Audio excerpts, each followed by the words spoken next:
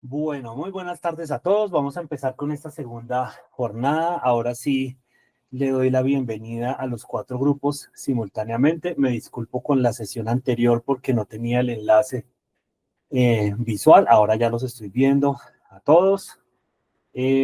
Bueno, muy bien. Vamos a continuar. Afortunadamente tenía el audio y video perfectamente establecido, solo no teníamos comunicación. Estamos en este momento conectadas 116 personas. Entonces vamos a jugar con este segundo segmento en donde nos vamos a enfocar con una técnica que ustedes van a sentir un poquito contradictoria. Porque en esta primera jornada, digamos, la idea es que trabajemos siempre con elementos a partir de medios secos, de medios secos entre comillas, como marcadores, rapidógrafos y demás. Pero vamos a trabajar específicamente con un modelo o un sistema que se llama la técnica de dibujo fluido. Esta mañana lo hacíamos cuando estábamos trabajando uno de los ejercicios, que era específicamente este, y estábamos trabajando los procesos de fluidez en la parte superior, trabajos de fluidez y de línea de contorno a partir del ejercicio logrado con las herramientas, digamos, normales. En este caso, vamos a trabajar con una herramienta que también es muy cotidiana en el proceso del entintado y que nos va a ayudar mucho, son los pinceles. Observen que los pinceles que tengo en este momento en la pantalla tienen dos particularidades. La primera es que son de números muy bajos, algo a lo que nos preguntaba Heidi esta mañana, frente a los rapidógrafos. En este caso vamos a hacer el ejercicio con los pinceles.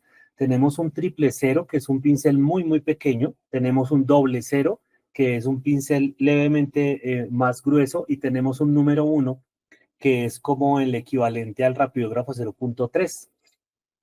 ¿Y por qué hablamos de técnicas fluidas y de elementos visuales con los pinceles y no solamente con el ejercicio de los rapidógrafos? Bueno, porque este es el modelo tradicional de entintado. Normalmente, siempre en la historia se ha entintado o se ha trabajado el proceso de contorno con ayuda de estos materiales. En este caso, estos pinceles tienen una característica muy especial y es que tienen pelo de camello. Son pinceles de pelo de camello. Se consiguen muy fácilmente con diferentes tipos de cerdas, desde los que son totalmente sintéticos, pasando por los de pelo de marta, pasando por los de pelo de buey, pasando por los de pelo de lobo, que son los más económicos, pero que tienen la mala costumbre de deshilacharse o de perder sus cerdas muy fácilmente.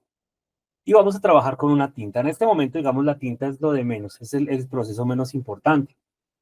Esta mañana, cuando hablábamos de los procesos, hablábamos de una serie de elementos visuales que son muy característicos en los elementos de entintado. Y aunque si bien mañana los vamos a profundizar mucho, no quiero que se me pasen estas 2 primeras sesiones sin que hablemos un poco de los modelos técnicos de trazado, porque van a ser muy importantes con las diferentes herramientas que vamos a abordar. Así que antes de hacer los 2 ejercicios que siguen, vamos a hablar un poco de cuáles son los movimientos normales que vamos a trabajar cuando desarrollamos un modelo de tintas, sin importar cuál sea el dibujo que vayamos a trabajar. Existen 3 grupos de trazos. Uno, que son los trazos lineales. El segundo grupo, que son los trazos compuestos. Y el tercer grupo, que son los trazos de saturación o de relleno. Entonces, estos trazos de saturación o de relleno nos van a permitir tener como la mayor cantidad de elementos visuales como apoyo para lograr el desarrollo de casi cualquier imagen. ¿Cuáles son los elementos lineales? Pues básicamente las líneas, que no importa cuál sea su orientación, no cambian en forma, continuidad y construcción. Eso quiere decir que aun cuando trabajemos líneas paralelas o líneas, digamos, con orientaciones diferentes al ángulo de 90 grados, pues siempre serán solo líneas. Luego tenemos los procesos o los trazos compuestos, que normalmente nosotros conocemos con el término de achurados.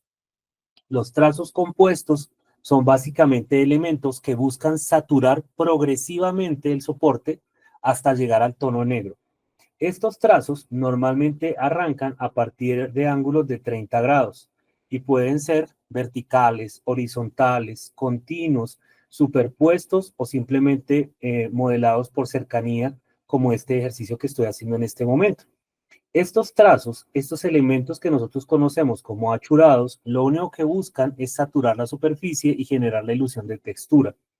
Estos mismos trazos compuestos generan la superposición y, por supuesto, la generación de ilusiones en torno a oscuridades. Estos achurados varían específicamente en función de dos elementos. La primera, la espacialidad entre ellos. Mientras más cercanos, tendremos la ilusión de oscuridad, y mientras esos elementos comienzan a separarse, pues tendremos la ilusión de gradación o de iluminación.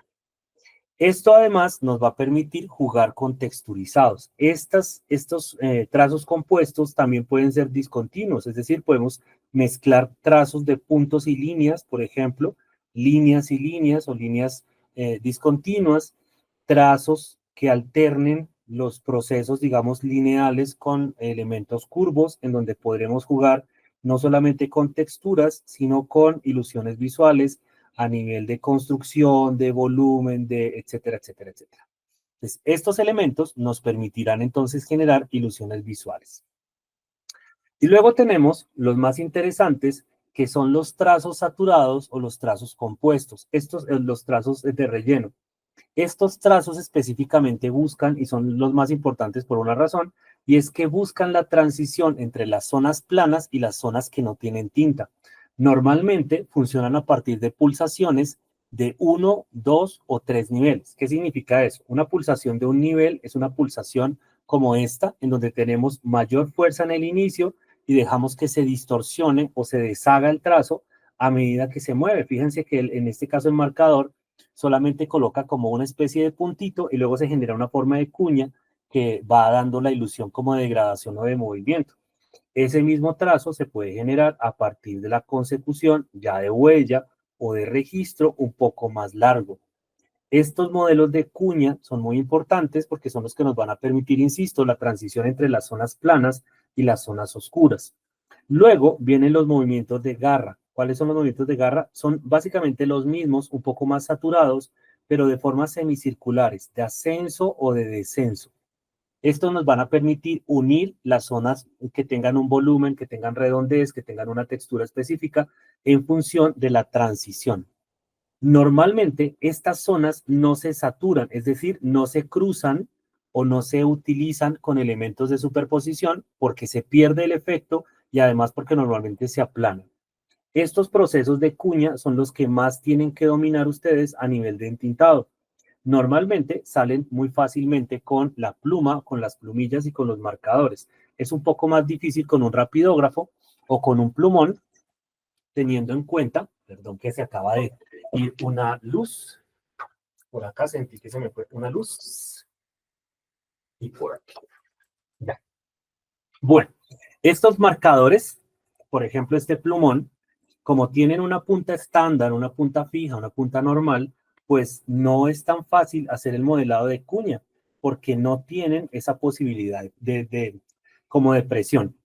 Entonces, lo que hacemos es generar los movimientos compuestos, donde tenemos una línea y otra línea, y aparecen entonces los modelos de cuña o de superposición a partir de triángulos. Esto nos van a ayudar muchísimo. Estos trazos son los básicos y son los que normalmente vamos a utilizar y mezclar para desarrollar casi que todas las ilustraciones. Entonces, ahora sí, vamos a empezar el proceso de aplicación. Bueno, tengo preparado acá un dibujo que está impreso y que está listo para ser modelado con pincel. Este dibujito básicamente es muy rápido de desarrollar. Si se dan cuenta ustedes, tiene zonas planas, tiene zonas de textura, pero casi todas son muy delicadas. El modelado, el trabajo con pincel es mucho más fácil que con cualquier otra herramienta. Normalmente a las personas les da mucho miedo, les da pánico, pero realmente es el más fácil. Vamos a empezar a trabajar con el pincel 00 y luego trabajaremos con el 000 y con el número 1, que se me perdió acá el numerito. Estos pinceles nos van a ayudar a jugar. Cuando selecciono un pincel y cuando otro, un poco lo que hicimos hace un rato. En este caso, las líneas del pelo deben ser hechas con un pincel muy, muy sutil, Las manchas van a salir con todos, con cualquiera, porque a nivel de pulsación, apenas generemos una presión un poco más fuerte en el pincel, pues saldrán las zonas planas de una vez, no como hicimos esta mañana en el ejercicio de frontera. Entonces, vamos a empezar a trabajar. Voy a humedecer un poco el pincel y se van a dar cuenta de dos cosas. El pincel, y voy a aprovechar este que está seco y este que ya tiene tinta. El pincel, cuando está sin tinta, tiene un volumen de cuerpo y cuando tiene tinta, lo duplica. ¿Qué significa eso? Que no se confíen en la línea. Ustedes ven este trazo extremadamente sutil cuando el pincel está seco, pero cuando cargamos de tinta, ese cuerpo se duplica en tamaño porque absorbe, por supuesto, el líquido y al retenerlo, al mantenerlo en su cuerpo, hace que el trazo no sea tan fino. Por eso tendremos varios momentos de trazado con el pincel. En este caso, estos pinceles son muy buenos porque tienen una zona, fíjense que tienen una zona de descanso para la mano y es muy fácil de tomar. Sin embargo, funcionan exactamente igual que cualquier otro pincel. Siempre comiencen a trabajar en zonas que puedan dominar fácilmente. Midan el trazo antes de desarrollarlo y con eso va a ser un poco más sencillo el ejercicio. ¿Qué es eso? Entonces calculan más o menos el trazo que van a hacer antes de empezar a trazar, antes de empezar a generar la huella o el registro con la tinta. Recuerden que la tinta no tiene pie atrás. Una vez hemos hecho un trazo, no hay forma de borrarlo. Las cargas del pincel dependerán de lo que ustedes estén intentando hacer. Fíjense que este tipo de pinceles me permite generar una huella extremadamente delicada, extremadamente fina, y pues eso siempre será una ventaja a la hora de trabajar. No es necesario calentar la mano y hacer grandes procesos previos al dibujo. Lo único que sí debemos hacer es conocer un poco cómo funcionan nuestras herramientas antes de empezar a trabajar con ellas, para que no nos llevemos sorpresitas, para que no tengamos grandes problemas a la hora del trabajo y pues por supuesto podamos generar una condensación más fácil de la línea, de los efectos y demás. Fíjense que aquí estoy trabajando con una línea extremadamente fina que no veíamos en el papel inicialmente, sino una vez empezamos a trabajar, empezamos a generar este tipo de procesos. En este caso, el dibujo está previamente establecido, así que sería muy fácil simplemente seguir el recorrido del trazo. Si ustedes se dan cuenta, las líneas son muy finas y además la carga del pincel dura muchísimo. Entonces podemos hacer un ejercicio de bastantes trazos. No es tan bueno saturar totalmente el pincel para que no tengamos, digamos, problemas de diferenciación muy fuerte de trazos iniciales. Y la velocidad va a ser importante. Mientras más lento, más grueso y mientras más rápido, pues será mucho más fino el ejercicio del trazado. La fluidez del trazo, de la línea, dependerá mucho de lo que ustedes quieran hacer. Aquí, por ejemplo, me voy a aprovechar de las características del pincel y es que cuando cambiamos los niveles de presión, pues por supuesto también van a cambiar las características del trazo y cubriremos más o menos la zona que estamos trabajando. El pincel se va a comportar siempre de forma idéntica al ejercicio del lápiz o al ejercicio del proceso previo. Entonces, eso quiere decir que siempre tendremos que jugar mucho con el ejercicio de la estructura. Mientras más largas sean las cerdas, más fácil será hacer detalles y mientras más cortas sean las cerdas, más difícil será. Entonces, de esa forma vamos a empezar a trabajar. Fíjense que el ejercicio es bastante fácil, es cuestión de ir jugando con los niveles de presión, llevando y trayendo el pincel. En este caso, estos pinceles, insisto, tienen una guía de posición, que es esta.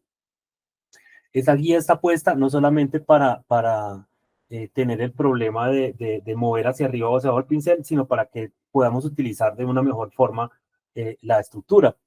Me preguntas cómo se puede imprimir en azul. Bueno, eso lo tenemos en el material pregrabado, pero básicamente lo que hacemos es digitalizar nuestro dibujo y por medio de un software cualquiera como Photoshop, como CorelDRAW, como Illustrator, lo que hacemos simplemente es generar una copia de esa imagen en azul. Entonces, eso lo explico más fácilmente, digamos, en el video, porque el proceso técnico es muy fácil, demasiado cortito, pero digamos, no te lo puedo explicar así fácil. O sea, digamos, para estudiarlo un poco, es simplemente hacer una copia de la primera capa y en el menú de trazados seleccionas todo y eliminas todos los canales del RGB menos el azul. y entonces le das a imprimir y ya tienes tu dibujo en azul. Entonces es muy simple, créanme que es extremadamente sencillo. Bueno, si se dan cuenta, el ejercicio del dibujo azul sucede exactamente igual a lo que estábamos haciendo esta tarde, perdón, en donde a medida que vamos trabajando la estructura del dibujo, se va desapareciendo. Y fíjense que ya nos acercamos mucho a la pantalla, a la cámara para que se den cuenta. El pincel respeta todos los tracitos por finos que sean. Fíjense que aparece el trazo de cuña del que estábamos hablando. A medida que hacemos un poquito más de presión, aparecerán entonces las líneas. Lo más importante es que comiencen a trabajar con un concepto que se llama ritmo. ¿El ritmo qué es? Pues seguir las formas, digamos en el caso del cabello. Aquí lo que estoy haciendo específicamente es jugar con las estructuras de trazo. Voy a llegar hasta aquí nada más y comenzamos el otro ejercicio. Igual que esta tarde, comenzamos a trabajar un ejercicio de simultaneidad. Ese lo voy a trabajar con un pincel un poco más grueso. Entonces, fíjense que el proceso, empecé por el cabello porque supuestamente es la parte más difícil. Aquí voy a empezar a trabajar ya con un poquito más de saturación, más gruesito el trazo, con el fin de separar la línea de las florecitas, de los elementos del artesonado de la cabecita del dibujo, de esta forma, y trabajaremos. Si ustedes buscan, si googlean, por ejemplo, los dibujos, algunos trazos para entintado, se van a dar cuenta que siempre los van a encontrar en azul. Insisto, el azul tiene una ventaja gigante y es que a medida que vamos haciendo el proceso de digitalización, es tan simple como eliminar una capa de color. Y esa capa de color desaparece, entonces es como si el azul jamás hubiera estado presente. En este caso, además tenemos una segunda opción interesante y es que el proceso con el azul, no sé por qué, y no lo puedo explicar ni siquiera desde otros ángulos, por qué se desaparece ante los ojos a medida que nosotros vamos trabajando. Es como si el dibujo no hubiese estado previamente en azul, sino que como que va surgiendo, apareciendo el desarrollo del trabajo. Ojo, los pinceles también se dañan, los pinceles también se deterioran y se va perdiendo el filo de la parte, digamos, anterior del pincel, el primer pelito que vemos nosotros siempre adelante. Cuando eso esté sucediendo, es tan simple como tomar, y se me olvidó tener uno aquí a la mano, un corta uñas, y con un corta uñas vuelven y cortan, digamos, la parte adelante del pincel, en caso de que esté mal o que se les haya corrido o que se estén cayendo los pelitos laterales y solamente tengan un pelito fuerte en la parte de adelante y no puedan hacer los trazos normalmente, entonces los pinceles se corrigen con un corta uñas y eso hace que pues tengamos siempre como los tracitos muy finos y el desarrollo del pincel como debe ser. Pero voy a hacer un par de tracitos acá. Simplemente terminamos esta zonita y comenzaremos con los otros ejercicios. Los trabajos de tinta fluida como este son muy ricos en el sentido del desarrollo y son muy parecidos a lo que sucedería con el lápiz. El grosor de la punta del pincel nos permite jugar con una gran cantidad de trazos, una gran cantidad de líneas y de pulsaciones. Y además tiene la ventaja gigante que nos permite ir generando también las zonas planas de color sin necesidad de establecer los procesos de frontera como el que hacíamos esta mañana. Tan simple como cambiar la presión, la pulsación y generamos entonces ese ejercicio de oscuridad. Vamos aquí avanzando, colocamos estas lineecitas que quiero ya empezar el otro.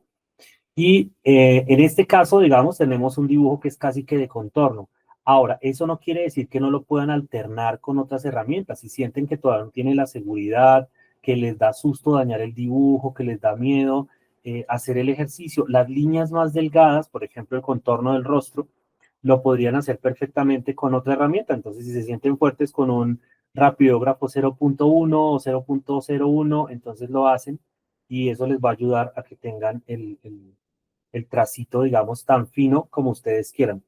La carga de tinta en el pincel, idealmente poca, no demasiada para que no tengan el problema de que se sature mucho. Fíjense que él carga muchísima pintura y pues esa tinta siempre va a estar disponible. Entonces fíjense que en un segundito desarrollamos la estructura del cabello. Muy bien, voy a cambiar de pincel y voy a empezar a trabajar acá un dibujo en donde vamos a empezar a jugar con los procesos de mancha. En este caso, esa mancha la vamos a planificar en función de la forma y nos va a permitir jugar con los dos modelos y con las dos estructuras. Aquí yo tengo un trazado lineal fácil, rápido, para no complicarnos demasiado, que apenas se alcanza a ver, que es como mi guía de dibujo. Y con esa guía, pues vamos a empezar a trabajar. No es de ceros, no vamos a trabajar de blanco a negro. Hay una guía que me va a permitir jugar con eso. Pero voy a empezar de la forma. Entonces, ¿qué significa eso? Vamos a empezar a pensar en una forma y esta vez voy a trabajar desde la mancha. Pues fíjense que voy a empezar a jugar con el pincel un poco más grueso y voy a empezar a jugar con los contornos. ¿Qué es lo que vamos a hacer acá? Vamos a intentar de alguna forma no tener una línea de contorno establecida, sino dejar que la comunicación entre la forma y el dibujo se desarrollen o interactúen directamente. En este caso, voy a empezar a trabajar un proceso de frontera a partir de ese croquis y vamos a intentar que el dibujo salga. Como no hay un dibujo preestablecido, sino solamente un croquis, si sale muy bonito, voy a decir que quedó muy bien y si sale muy feo, pues qué triste. Pues vamos a empezar a trabajar, por ejemplo, acá pensando en las formas que quiero lograr. Insisto, como no hay un preestablecido, como no tenemos una preforma antes, entonces pues tendremos que improvisar este tipo de trazos. Aquí es solamente ir pensando un poquito en la forma que queremos conseguir. En este caso, una pechera, y después de esa pechera articularemos otros elementos. En el caso de este tipo de trabajos en donde vamos de atrás hacia adelante y no de adelante hacia atrás, es decir, estamos trabajando desde las manchas y no desde el proceso de la línea de contorno, ustedes van a descubrir o van a lograr sacar adelante realmente el buen o mal dibujante que tengan dentro. Y es un ejercicio con un nivel de presión bien interesante, porque aquí no se vale equivocarse, primero que nada, y van a tener que improvisar permanentemente, porque, insisto, como estamos trabajando a partir de la forma, del volumen, de los elementos que queremos ir desarrollando, pues entonces vamos a tener que empezar a jugar con cada uno de los elementos. Ahora, aquí también se vale jugar alternando las herramientas. Permítanme, me voy a poner mis lentes porque los reflectores me encandilan mucho. Entonces, con este ejercicio vamos a empezar a trabajar siempre con procesos de claroscuro, de plano hacia línea y de línea hacia plano. Un poco lo que sucede con el trabajo de Frank Miller, por ejemplo, que trabaja siempre ejercicios de planos de color en función de la forma. Insisto, vamos a intentar que nos salga algo medianamente decente de esta pequeña improvisación. Pues vamos a empezar a trabajar pensando en la forma, en este caso, ya que tengo el tema de los samuráis el día de hoy en nuestra sesión, pues entonces vamos a intentar que de aquí salga también un personaje con esas características. Insisto, estamos haciendo el proceso de improvisación, entonces jugamos con eso. El pincel siempre será más versátil que todas las demás herramientas. Fíjense que todos estos trazos que comienzan a aparecer alrededor de los elementos que vamos creando, pues nos van a permitir generar como una primera estructura. Fíjense que puedo hacer línea de pelo supremamente delgadita y líneas muy fuertes que comiencen a generar la estructura de la forma. Es un poco como si estuviéramos intentando dibujar a partir de un negativo de fotografía. Yo sé que las generaciones de hoy en día no saben qué es un negativo de fotografía, pero digamos que es como trabajar desde la forma invertida de la forma, valga la redundancia, desde lo oscuro hacia lo claro y de lo más voluptuoso hacia lo más suave o sutil. Voy a trabajar solamente un fragmento porque seguramente no alcanzaríamos a desarrollar un trabajo muy complejo. Pero sí es tal vez una de las formas que más me gusta trabajar. Acá, por ejemplo, es donde vamos a tomar grandes decisiones. Ojalá que nos salga. Vamos a empezar a trabajar por acá. Y por acá pensemos que va el labio. Y por aquí vamos a pensar en la mandíbula, una línea muy suave. Y vamos a empezar a jugar con un mechoncito de pelo. Y jugaremos de esta manera. Vamos a pensar que tiene un mechón recto. y comenzamos a trabajar. Fíjense entonces que el volumen es el que va a empezar a construir al personaje. Aquí voy a dejar la forma de la pestaña, la ceja, y sigo construyendo. Entonces, insisto, empezará a aparecer nuestro personaje a partir de un ejercicio de claros y oscuros, literalmente, planos de color. Jueguen en su cabeza. Recuerden siempre que nosotros dibujamos primero en nuestra cabecita y posteriormente en el papel. Aquí voy a empezar a construir una serie de mechones. Insisto, acá hay una pequeña trampa y es que estos personajes hacen parte de mi trabajo personal, de mi trabajo profesional, entonces los conozco un poco bien. Aún así, pues el ejercicio puede que salga o puede que no salga en el ejercicio de la construcción, digamos, visual. Eh, bueno, vamos colocando acá unos mechoncitos, unas estructuritas visuales. Fíjense que estoy yéndome hacia adelante porque estoy trabajando con el trazo. Este proceso, la idea después de esto es empezar a trabajar, por ejemplo, con un rapidógrafo, con un plumón, etcétera, para empezar a depurar los contornos si fuese necesario, que normalmente siempre lo es. Entonces acá estoy tentado a hacer un rostro, pero vamos a ver. Aquí empezamos a trabajar la línea del cabello. Dime, José, con eso me puedo concentrar más fácilmente.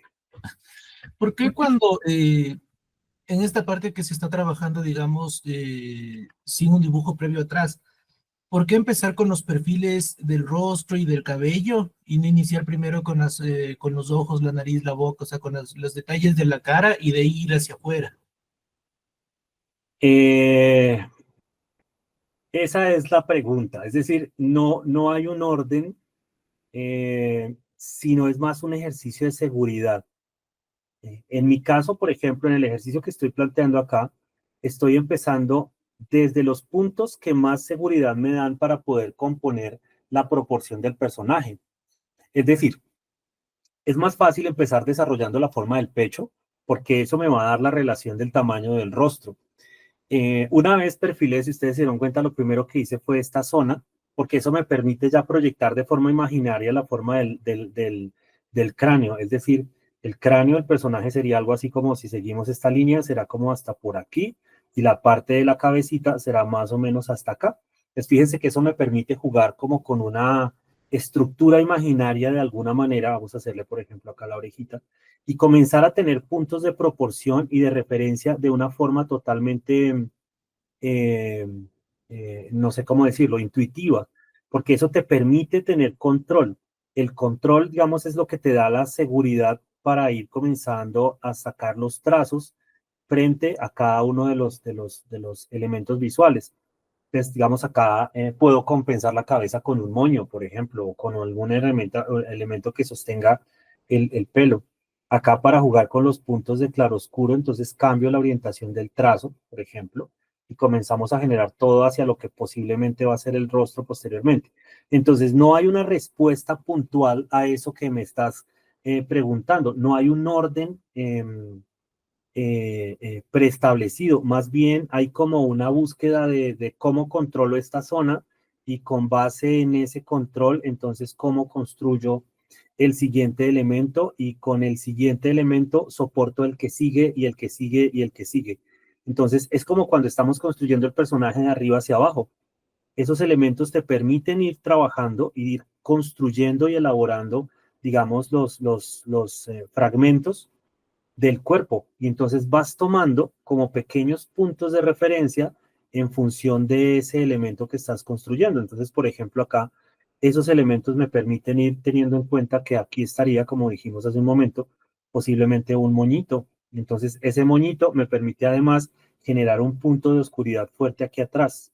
Pues con este es que voy a empezar a jugar después con los procesos de oscuridad de la cabeza y establecer luego un ritmo, por ejemplo, acá para establecer cuál sería la función ideal del peinado para que se vea un poco más creíble. Entonces aquí ya tengo que cambiar, por ejemplo, estos trazos para que la cabeza se vea un poco mejor, luego armonizar estos de acá, seguramente oscurecer mucho más esta zona para que la forma de la cabeza comience a surgir.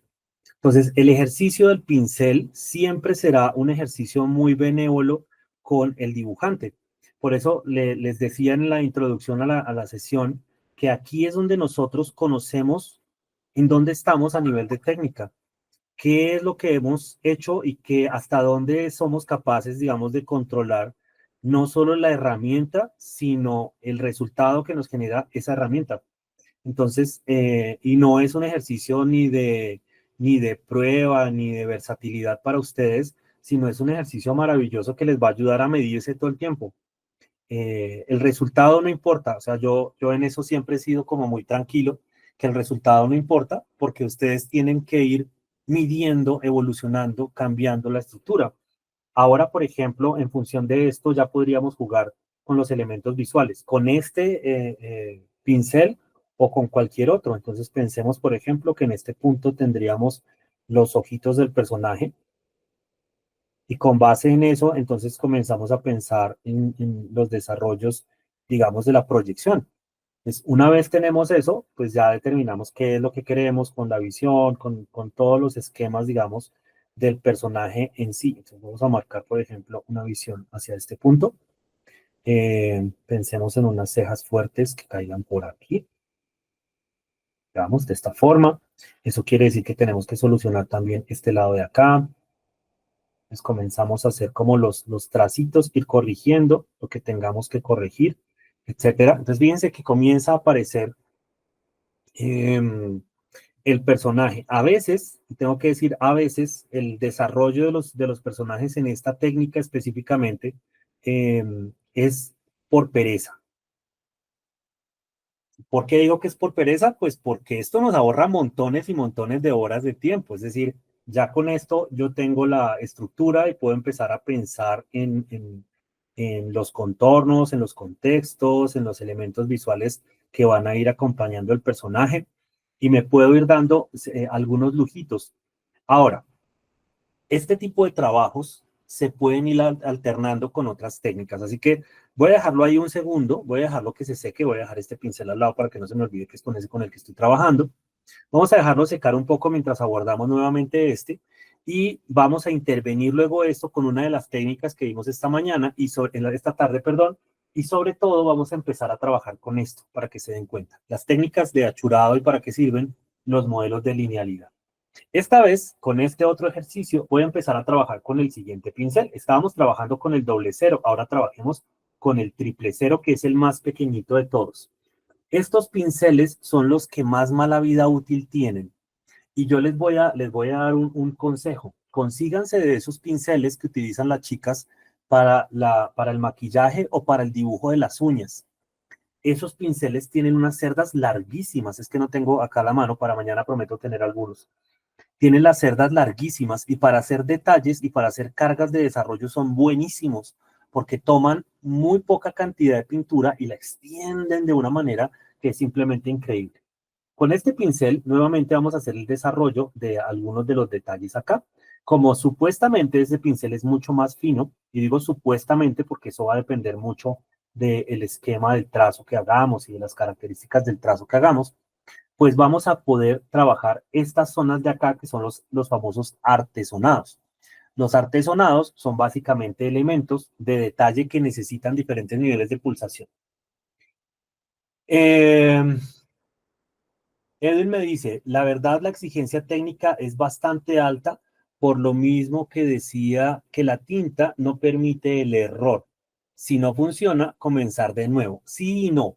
Por eso les digo, ahora en algún momento cometeremos un error no forzado para ver cómo se comienzan a solucionar las cosas.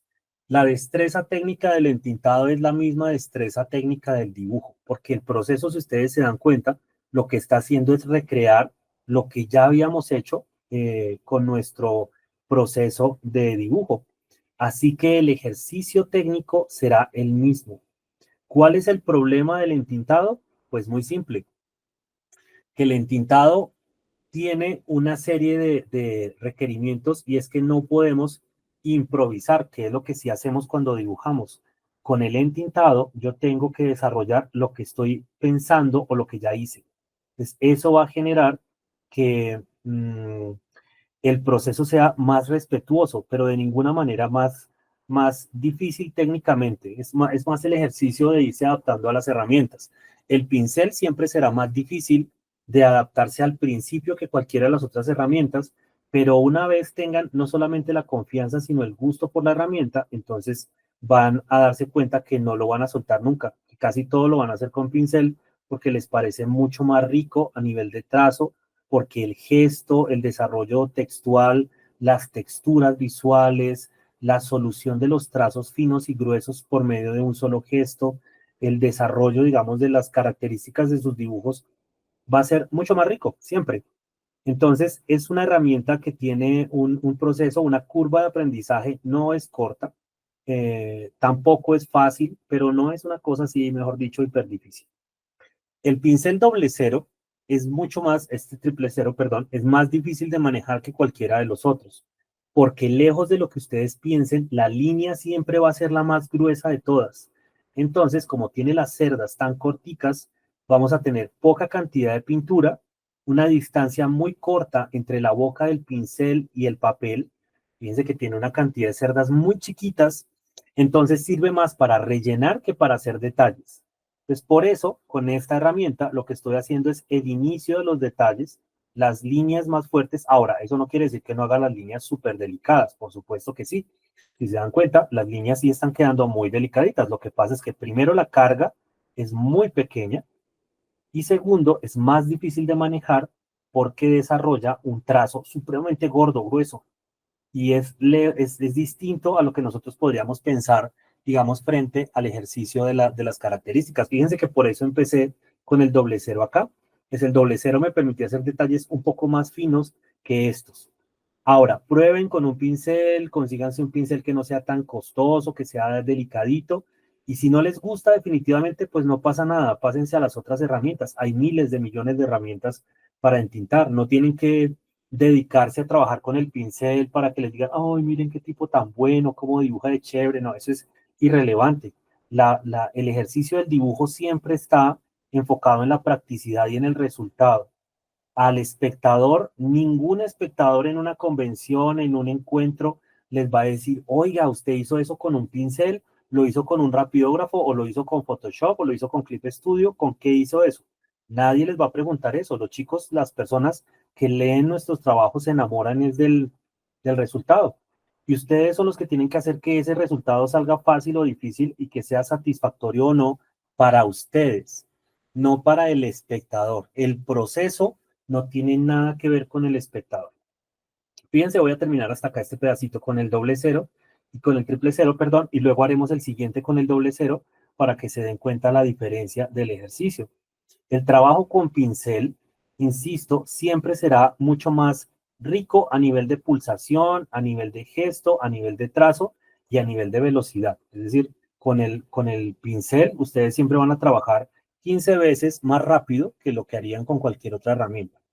Sin embargo, pues eso no quiere decir que no se pueda alternar o manejar con otros elementos, con otros ejercicios que sean un poquito más agradables. No sé si hasta ahí tenemos alguna preguntita. A ver, yo por ahora quiero mejorar la estructura de detalles. La siguiente meta es mejorar el entintado con bolígrafo. Sí, es decir, eh, insisto, ahora, una cosa importante que me parece interesante de esa reflexión es que no lo dejen por miedo, ¿no? Por pánico. Siempre trabajen la herramienta de acuerdo a la necesidad. Fíjense que ahora los detalles aquí van a salir, es que no me corro acá porque no quiero que se manche esto. Los detalles más finos van a salir mucho más fáciles. Aquí estoy trabajando con un doble cero. Entonces, el proceso de la tinta aquí se va a volver mucho más rico, mucho más fino. Los detalles van a aparecer mucho más interesantes, mucho más rápido además. El esfuerzo va a ser menor y por supuesto el resultado va a ser mucho mejor cada vez. Entonces, el ejercicio de entender para qué sirve cada grosor de pincel va a ser fundamental.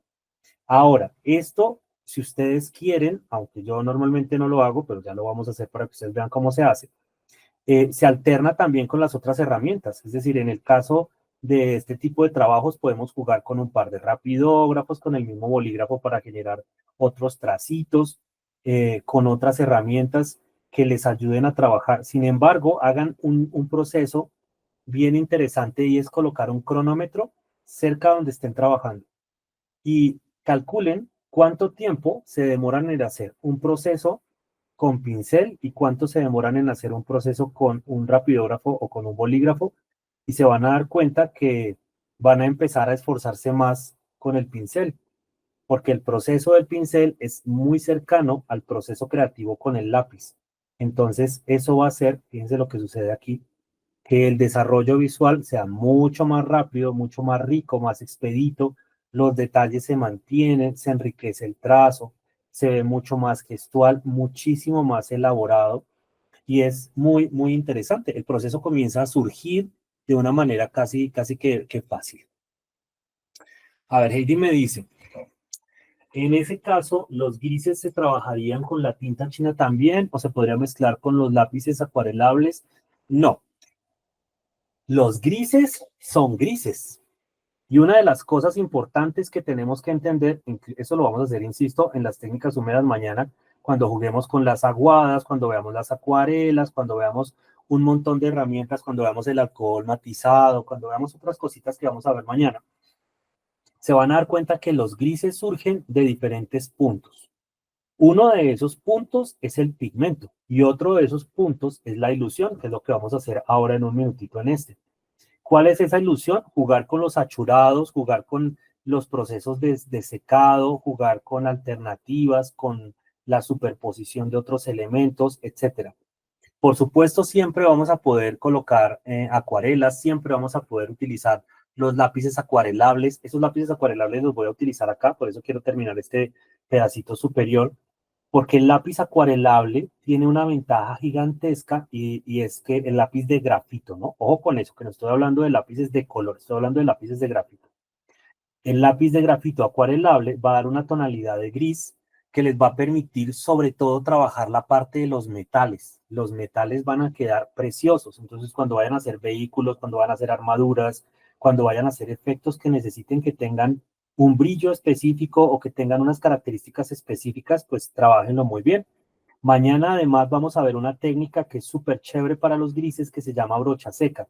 Y es básicamente esto que sucede cuando acá, miren, que estos tonos grises que salen cuando la tinta se está agotando en el pincel y por medio del frotamiento, el frottage, entonces aparecen las características de ese gris o de ese color acá. Entonces siempre tendremos la posibilidad. Fíjense que el doble cero me permite trabajar todos los tipos de trazo, desde muy sutil hasta muy grueso, con un solo gesto. Entonces, insisto, es mucho más cercano, mucho más rico el trabajo con pincel que el que vamos a lograr nunca con un rapidógrafo. El trabajo del rapidógrafo, el trabajo del bolígrafo, el trabajo de la pluma, siempre es un poco más mecánico y el trabajo con pincel siempre será mucho más orgánico. Eso va a lograr que esos desarrollos siempre se vean espectaculares en cuanto a la visión. Fíjense el nivel de filigrana, ya de por sí el dibujo era bien cargadito en filigrana, pero cuando comenzamos a hacer la saturación de negros y blancos, pues entonces comienza a aparecer. Vamos a dejarlo descansar un minuto y retomamos acá este. Esta vez vamos a mezclarlo con dos herramientas para que se den cuenta las diferencias. Vamos a trabajar con un rapidógrafo, en este caso voy a trabajar un rapidógrafo 0.5, iniciando, y luego vamos a trabajar con una pluma normal, con una plumita de estas. Esta vez no voy a matizar, voy a empezar a construir primero línea de contorno y posteriormente vamos a empezar a trabajar las zonas de gris. En este caso, pues simplemente voy a empezar a construir ya a nivel de dibujo. Entonces, en este caso, digamos, vamos a empezar a saturar, a construir las formas de mi personaje pensando en su estructura. En este caso, pues tiene una armadura, así que voy a empezar a trabajar las características de esa armadura con el rapidógrafo. Si bien el rapidógrafo me permite jugar con algunos aspectos visuales en torno a los detalles y demás, pues no es que enriquezca demasiado el trabajo del entintado. Fíjense que lo único que vamos a hacer acá con ese rapidógrafo es, pensemos que acá tenemos un brochecito, es este brochecito. Vamos a empezar a generar acá una segunda línea por aquí y por aquí. y vamos a empezar a sacar el cuello del vestuario. Ojo siempre con el trabajo que estén haciendo de detalles en función de sus personajes. Debe ser coherente, debe ser fuerte en cuanto a detallitos y sobre todo a usabilidad. No subestimen nunca al lector frente a los desarrollos. Fíjense que aquí lo que estoy haciendo son líneas y esas líneas posteriormente se van a empezar a convertir en desarrollos constructivos puntuales. Vamos a empezar a hacer acá un lazo, por ejemplo, un listón entre los dos puntos que una las líneas que habíamos hecho antes y que se convierta en este trazo. Aquí vamos a poder jugar con una enorme cantidad de detalles. Esos pocos trazos nos van a ayudar mucho a la construcción, por ejemplo, ya del personaje en sí mismo. Voy a corregir acá un poquito la línea del cuello. Vamos a pensar que las hombreras o los elementos de la armadura están aquí. A mí en lo personal, digamos, este tipo de intervenciones ya con el rapidógrafo me parece que le quitan muchísimo como la riqueza visual al desarrollo, a la estructura misma del dibujo. Sin embargo, insisto, es un poco el gusto del dibujante y un poco lo que ustedes quieran lograr a nivel de expresión. Porque siempre que trabajamos con un medio de dominio, como esto, como el rapidógrafo, como el lápiz, como un rapidógrafo, como unos, no sé, como unos marcadores, esos elementos se llaman de dominio, pues porque son básicamente de control y pulsación de movimiento. El pincel nunca va a ser un modelo de dominio o una herramienta de dominio, porque por más control que tengamos, él siempre tiene como la generación de una serie de elementos que lo van a ir desarrollando. Vamos a ir colocando acá las líneas, nuevamente, las estructuras, vamos acá improvisando un poquito frente al desarrollo de la construcción de lo que serían los elementos de las sombreras. Por acá, unas lineecitas, podemos ir construyendo. Normalmente, en este caso, por ejemplo, el dibujo fluido no iría tan bien porque iría en contravención del trabajo que estamos haciendo de las marcas o las zonas de color. De esta manera, vamos simplemente trabajando, vamos a generar acá tracitos. Pensemos que aquí tenemos como la forma de la camisa del personaje y comenzamos a generar como las fronteras. Pensemos acá en una hombrera, en una codera, perdón. Y pensemos que esa codera viene hasta aquí. Como estamos alternando el pincel y el rapidógrafo, se pueden dar el gusto de generar como unas zonitas que no sean tan prolijas inicialmente, sino que después ustedes puedan empezar a controlar en función de los claros y de los oscuros, sin perder la relación, por supuesto, nunca de ese ejercicio. Lo mismo sucederá con los detalles. En la medida en que ustedes vayan colocando los detalles, pues tengan la conciencia de que ese detalle cumple una función específica. Pensemos que aquí tenemos un cinturón y luego le vamos a dejar acá las estructuras. Fíjense que lo primero que hago es marcar las zonas que van a ir de color oscuro y luego iremos marcando progresivamente los demás elementos. Este trabajo, digamos, si lo terminamos con el pincel, pues será no solamente más rápido, sino pues infinitamente más agradable visualmente. Y comencemos ahora sí a aplicar los achurados. Recomendación número 1. Los achurados, los modelos de movimiento, los modelos de acompañamiento de trazo, procuremos que no se hagan con una herramienta tan gruesa. En este caso estoy trabajando con un 0.5. Idealmente trabajen con un número 2, con un número 3, con un número que sea bastante más delicado para que el proceso sea menos vistoso y robe menos la atención en el espectador. Voy a utilizar un 0.2, por ejemplo, en este caso, que ahora no lo encuentro, ya lo encontré, y que nos va a permitir jugar específicamente con eso. Entonces, ¿cómo funcionan los achurados? Lo primero que tenemos que tener en cuenta cuando vamos a hacer un achurado es el punto focal, el punto de iluminación. En este caso, vamos a pensar que la iluminación del personaje viene de arriba hacia abajo. Entonces vamos a empezar a determinar esos puntos de iluminación y de sombra. Las líneas, vamos a empezar con procesos lineales. Pensemos por acá. Entonces comencemos generando unos achurados muy pequeños, muy sutiles, que comiencen a cerrar las zonas que nos interesan. Y luego comenzamos a alternarlos con una superposición o con un cambio de grosor. En este caso, por ejemplo, lo que voy a hacer es empezar a engrosar solamente una zona del dibujo para que se vaya volviendo oscura. Y eso no solamente me va a generar un modelo de iluminación que después enfocaremos o reharemos con una herramienta más gruesa, sino que también me va a generar texturas. Fíjense que aquí comienzo a generar la visión de textura. Comienza a aparecer como una saturación un poquito más interesante. Vamos a empezar a vincular estas zonas con el resto. Entonces, voy a dejar esta para hacerla con el bolígrafo y esta con el rapidógrafo. Entonces, comenzamos a hacer las líneas, los ganchitos que hablábamos antes. Pues fíjense que solamente proyectamos como unos ganchitos que salen de la mancha negra, de la línea negra, y comienzan a prolongarse. Esos ganchitos tienen la única función de generar una transición entre el color más oscuro y el color más claro del dibujo. De esa forma, pues siempre vamos a tener, por supuesto, un modelo, un cambio tonal muchísimo más agradable y muchísimo más acertado. ¿Cuál es la regla de este elemento? Que no se sientan los saltos. Sí, fíjense que no se sienten las líneas, sino se comienzan a ver como las intervenciones de un color hacia el otro. Es un error tonto empezar a sacar, por ejemplo, aquí lo voy a hacer, como muchas líneas o muchos trazos y luego empezar a cubrirlos y luego empezar a saturarlos, porque lo único que vamos a hacer es extender el trazo que hicimos con el pincel. Así que tenemos que tener control sobre eso. Acá, por ejemplo, vamos a hacer un trazo lineal, solo un trazo lineal, y vamos a empezar a separar la distancia de las líneas. Y nuevamente, en el mismo proceso, reiteramos, más corto y separamos la distancia de las líneas. Nuevamente, una tercera vez y más separadas las líneas. Y de esa forma generamos una transición correcta entre los diferentes espacios. Vamos a hacer lo mismo en las orejitas que se ven demasiado grandes, entonces vamos a empezar a quitar tamaño con achurados. Entonces, línea, línea, línea. Y luego aquí abajo, trazos, como un sombreado debajo de la oreja. Y comenzamos a cerrar nuevamente el achurado, prolongando.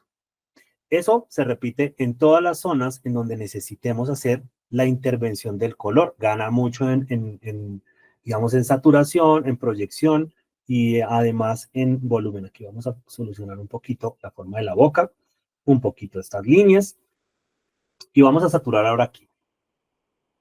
Bueno, aquí dijimos que le vamos a alternar entre lápices de color y los procesos de achurado. En este caso voy a utilizar achurados lineales únicamente y nunca superpuestos. Por ejemplo, las zonas más oscuras que van a estar acá, fíjense que es como hacer una plana. Solamente vamos a hacer líneas con la misma distancia, muy juiciosos, de esta forma, con la misma distancia entre una y otra, y entonces vamos alternando. Ahora este de acá lo vamos a hacer al revés, dejando un poquito más de distancia entre las líneas. Luego el siguiente vamos a empezar a bajarlo. Línea, línea, línea, y otra vez, línea más corta, más corta. Solo líneas achuraditas, y fíjense que comienza a aparecer el volumen. Ahora nos vamos hacia atrás. Esta zona de acá atrás, nuevamente lo que hicimos antes. Líneas con la misma distancia, fíjense. Y entonces se genera la ilusión de los volúmenes, de una zona que es más oscura y una zona que es más clara. Eso lo hacemos en todos los espacios en donde necesitemos hacer ese proceso. De esta forma, y vamos generando el achuradito, vamos a generarlo acá también, y vamos a generarlo acá. Eso les va a ayudar a trabajar con sombreados, a trabajar con formitas de texturas, de grandes niveles de detalle. Pues fíjense que no es que tengamos horas y horas y horas de detalle, sino que es un ejercicio de linealidad. Vamos a hacer ahora el proceso acá para comparar el proceso de pincel con el proceso de rapidógrafo. Sin levantar el rapidógrafo para mantener un trazo muy parecido al que hicimos con el pincel, vamos a trabajar un ejercicio de línea fluida, intentando rescatar las formas del dibujo. Y se nota muchísimo la diferencia porque ya no tenemos primero la intensidad tonal que tiene el pincel, sino que además no vemos las zonas saturadas de color oscuro, porque eso no nos lo va a permitir el rapidógrafo. Por supuesto, eso no quiere decir que no lo podamos utilizar, pero fíjense que en estas zonas, por ejemplo, obligatoriamente voy a necesitar el pincel porque me voy a demorar muchísimo en hacer el ejercicio de la reiteración de las líneas, de la reiteración de las formas, de la reiteración de cada tracito en cada uno de esos elementos. Voy a ir generando acá este pedacito y este pedacito. Entonces, es un poco más complejo. Dime, Adrián. Era para saber si más tarde podríamos hacer el intentado que está haciendo, Ah, porque lo pero está por haciendo supuesto, mientras tú estás explicando, pero pues del dicho al hecho hay un trecho. se llama un poquito de práctica, nada más, es el mismo ejercicio. Entonces, fíjense, voy a adelantar un poquito más acá. Por ejemplo, en la flor, que es un poco más delicado el proceso, nuevamente con el dibujo fluido, el cambio, espero que se alcance a ver, que alcancen a notar la diferencia entre el ejercicio de trabajar con el pincel y el ejercicio de trabajar con el rapidógrafo. Pues, el rapidógrafo no es que sea malo, yo sé que les da mucha más seguridad muchas veces, pero es un poco más soso, es un poco más plano, es un poco más lento en su trasegar, en su desarrollo de los detalles, entonces hace que se vean las cosas un poquito más regulares, regulares en el sentido de iguales, en el sentido de la reiteración de las formas, y eso no quiere decir que sea malo, es decir, yo insisto, cada uno tiene que buscar su forma, su modelo, su método, su aplicación de cada una de las técnicas que vamos viendo, pero pues eso no quiere decir que no nos atrevamos. En este caso, el pincel va a ser supremamente necesario porque el proceso y además se convierte en un reproceso, ¿no? Porque en el caso de las zonas negras, como necesito utilizar el pincel, pues es volver a trabajar en una zona que ya habíamos desarrollado. Entonces aquí trabajamos las formitas, el dibujo fluido y vamos progresando. Importante, eso sí, tener en cuenta los ejercicios de calidad. Fíjense que no importa que estemos haciendo solo un ejercicio de práctica y un ejercicio de desarrollo visual, el terminado tiene que ser siempre perfecto. No importa lo que estemos haciendo, una de las cosas que les va a ayudar siempre a medirse es que el dibujo quede muy bien. El entintado profesional, ¿cómo se sabe que ya estamos en el tono y que ya podemos aceptar trabajos de entintado? Cuando ustedes les muestren a las personas cercanas a ustedes, a su mamá, a su papá, a sus hermanos, a sus parejas, al que sea su trabajo, y les digan o piensen que es una impresión. En el momento en que las personas confundan su trabajo con una impresión, ya están listos. Ya fue. Ahí fue el momento en que ustedes ya pueden empezar a aceptar trabajos porque ya tienen el nivel. Ahora simplemente lo que voy a hacer acá es que con el con el pincel, perdón, voy a enfocar lo que acabo de hacer con el rapidógrafo y sobre todo las zonas que son oscuras, voy a empezar a saturarlas para complementar esos tracitos y dejar que se unifique el proceso que llevábamos antes. Es un poco el ejercicio que hicimos de frontera con Hanako. Fíjense que acá, insisto, el problema es que el reproceso eventualmente va a hacer que se nos olvide alguna zonita, que nos falte algún espacio, que después tengamos que hacer la anotación o un flap para que la persona o nosotros mismos de forma digital hagamos las correcciones de los negros que hicieron falta, de los elementos que no alcanzamos a disponer o que se nos olvidó disponer cuando estábamos trabajando con el pincel. Porque la idea precisamente es que las zonas que están negras, pues queden negras.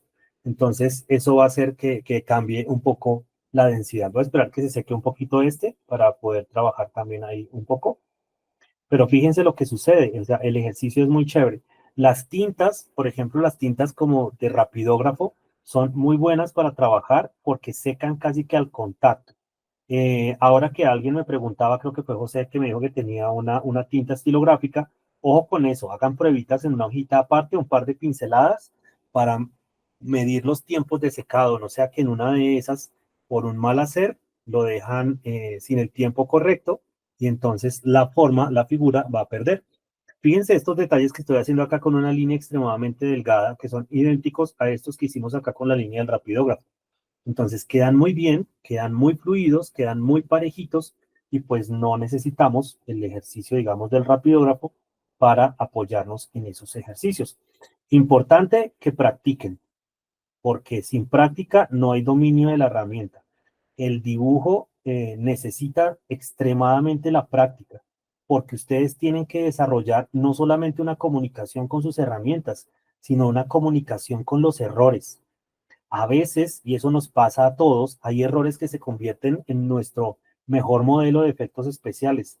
hay errores que se convierten en un desarrollo increíble de textura, de forma, de color, de fusión de colores, de fusión de texturas, y eso es pues simplemente buenísimo, pero si no cometemos los errores durante los procesos de práctica, pues nunca vamos a saber qué podemos lograr realmente con las herramientas. Entonces, fíjense, y espero que hayan notado una cosa que aquí ya se alcanza a ver, que se llama peso visual.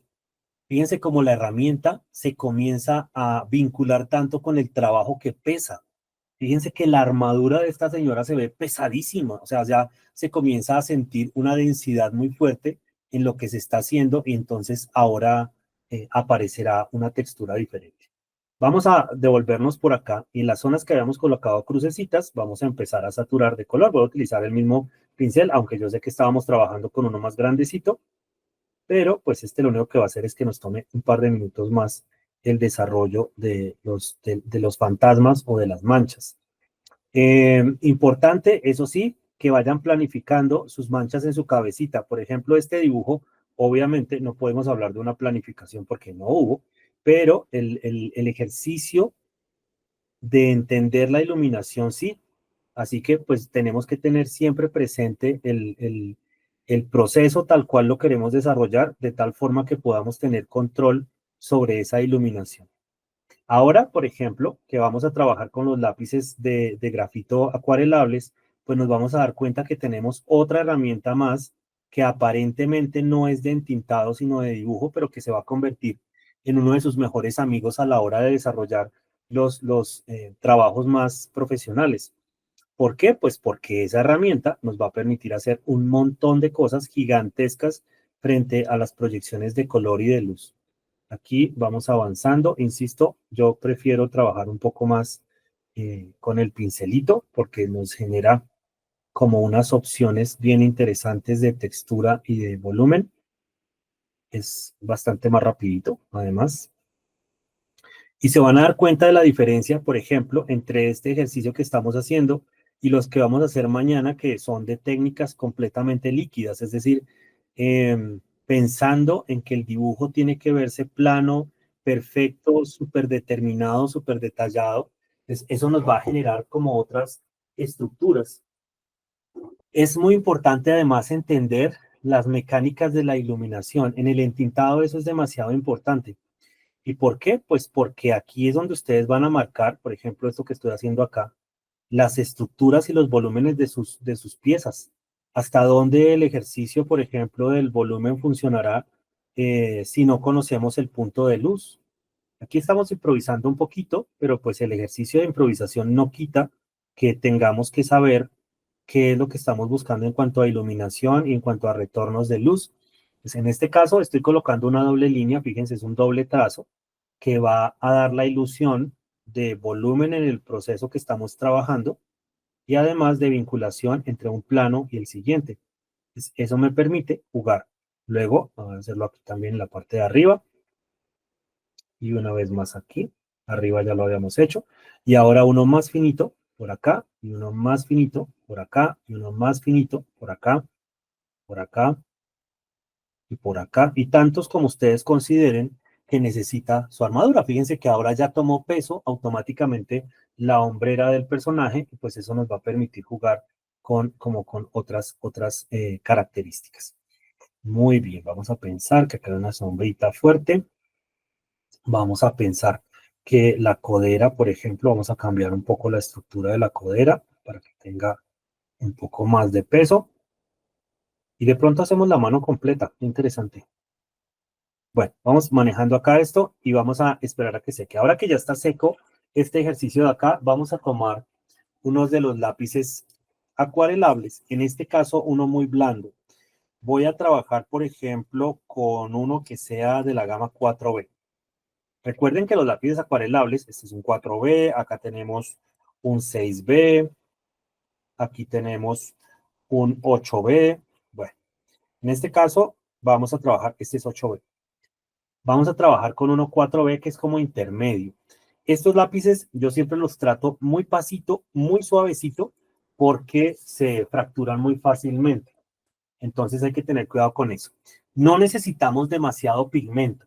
¿Qué vamos a hacer con esto? Vamos a marcar volúmenes y sombras.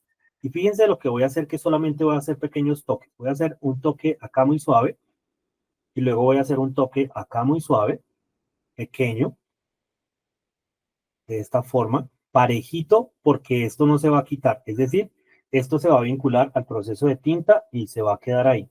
Aquí también voy a marcar un poquito, aquí voy a marcar otro poquito. Es como establecer este volumen que dice aquí, pero esta vez lo estoy marcando con el lápiz. Y luego voy a trabajar un fluido que va a ser agua, pero el ejercicio de ese fluido lo voy a hacer con otro pincel y lo voy a trabajar además con un poquito de agua. Permítanme, vamos a colocar acá un poquitín de agua.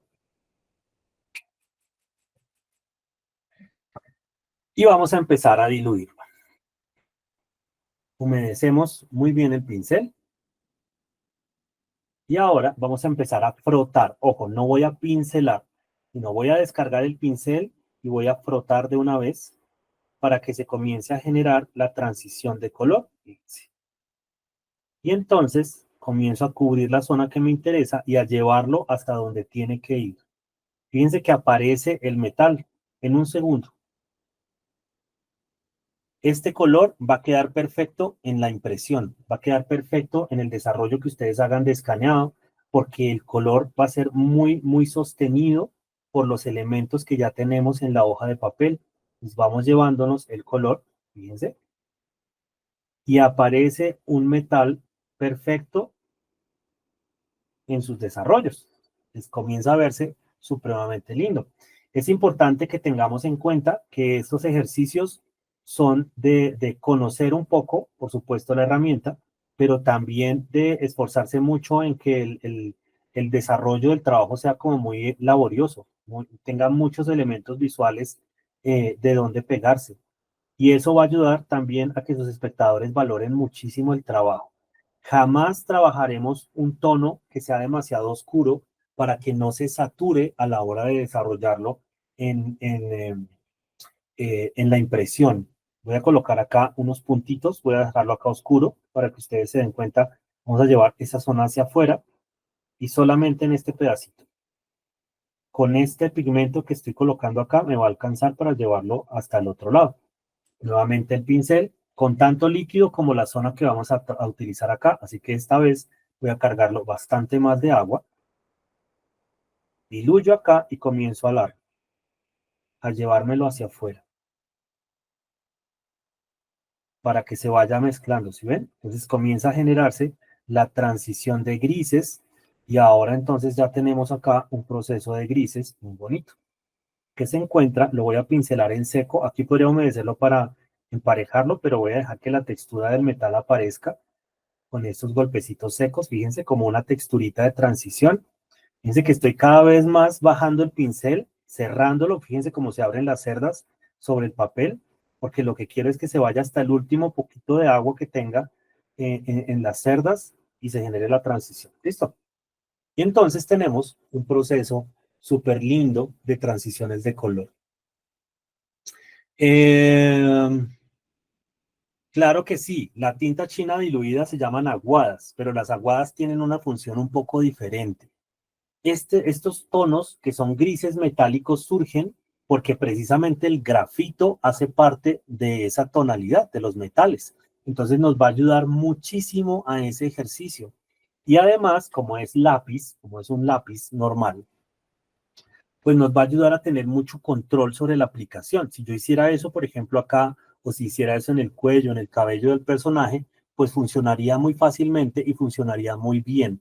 Pero sobre todo, insisto, para los metales y los detalles que quieran hacer muy vistosos, muy bellos y muy elaborados. Fíjense que no tuvimos que hacer realmente nada en el ejercicio de la aplicación, pues van a lograr unos resultados muy buenos, realmente muy buenos.